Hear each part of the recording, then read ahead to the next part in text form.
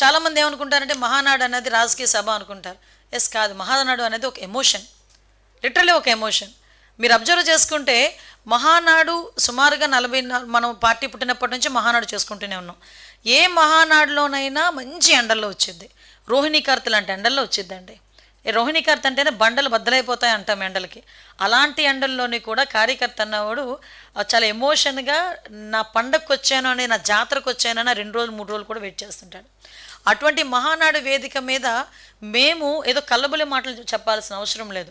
ఎందుకంటే దీనికి ఉన్న ప్రాధాన్యత గురించి చెప్పడానికే, ఏ ప్లాట్ఫామ్ మీద మేము దీన్ని అనౌన్స్ చేసామని చెప్పడానికే ఆ ప్రాధాన్యత చెప్పాను ఇక్కడ మీకు. కాబట్టి మేము అంత సెంటిమెంట్గా భావించే మహానాడు సభ మీద గౌరవ నారా లోకేష్ గారు ఇనిషియేషన్ తీసుకొని ఈ 33% రిజర్వేషన్ మేము కల్పిస్తామని చెప్పడం యాజ్ ఎ వర్కింగ్ ప్రెసిడెంట్గా, దానికి గౌరవ ముఖ్యమంత్రి గారు జాతీయ పార్టీ అధ్యక్షుల హోదాలో ఆయన దానికి ఆమోదం తెలపడం కూడా ఇది నిజంగా చెప్పాలంటే ఒక సామాజిక విప్లవం.